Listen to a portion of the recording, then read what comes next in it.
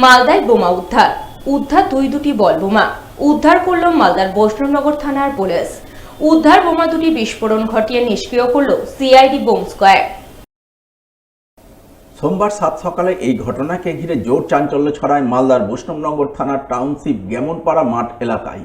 জানা গেছে, রবিবার রাতে গ্যামনপাড়া মাঠে স্থানীয়রা দুটি বল জাতীয় বস্তু পড়ে থাকতে দেখেন, কিন্তু বস্তুগুলি দেখে স্থানীয়রা বোমা অনুমান করেন। তাই তারা সঙ্গে সঙ্গে খবর দেন বৈষ্ণবনগর থানায়। খবর পেয়ে বৈষ্ণবনগর থানার আইসি বিপ্লব হালদার বিশাল পুলিশ বাহিনী নিয়ে টাউনশিপ গ্যামনপাড়া মাঠে পৌঁছায় এবং বল জাতীয় বস্তু দুটিকে বোমা হিসাবে শনাক্ত করে। এরপর খবর দেওয়া হয় সিআইডি বোম স্কোয়াডে। বোম স্কোয়াডের আধিকারিকরা সোমবার সকালে ঘটনাস্থলে পৌঁছান। তারা প্রথমে বোমা দুটি উদ্ধার করেন, এরপর নির্জন স্থানে নিয়ে গিয়ে বিস্ফোরণ ঘটিয়ে নিষ্ক্রিয় করেন। বোমা নিষ্ক্রিয় পর্বে ঘটনাস্থলে হাজির ছিল দমকলের একটি ইঞ্জিন সহ অ্যাম্বুলেন্স, যাতে বোমা নিষ্ক্রিয়কালে কোনো অনভিপ্রেত ঘটনা ঘটলে তা তৎক্ষণাৎ মোকাবিলা করা যায়। যদিও শেষ পর্যন্ত নির্বিঘ্নে উদ্ধার বোমা দুটি নিষ্ক্রিয় করা সম্ভবপর হয়েছে বলে খবর।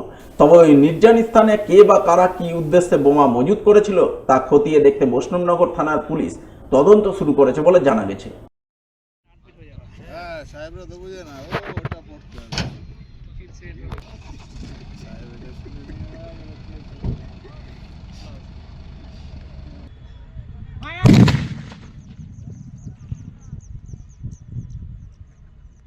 টাউনশিপ গ্যামনপাড়া মাঠে পাশে দুটো বোম রাখা ছিল, ওই জন্য আমরা এসেছি, ফায়ার ব্রিগেড থেকে এসেছি।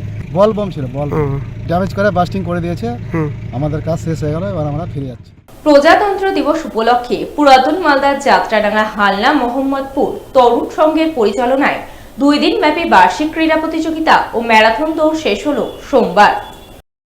শেষ দিনে মঞ্চ আলোকিত করে সকলের নজর কাড়লেন অভিনেত্রী সাংসদ শতাব্দী রায়। এদিন তাকে দেখতে মাঠে দর্শক সমাগম ছিল চোখে পড়ার মতো। তিনি গোটা মাঠ ঘুরে দর্শকদের উদ্দেশ্যে হাত নাড়েন, যা দেখে আনন্দে উচ্ছ্বসিত হয়ে ওঠে মাঠে দর্শকবৃন্দ। এদিনের এই বার্ষিক ক্রীড়া প্রতিযোগিতাকে ঘিরে বিভিন্ন ইভেন্টের আয়োজন চোখে পড়ে, যাকে কেন্দ্র করে মহিলা পুরুষ সকলেই অংশগ্রহণ করেন।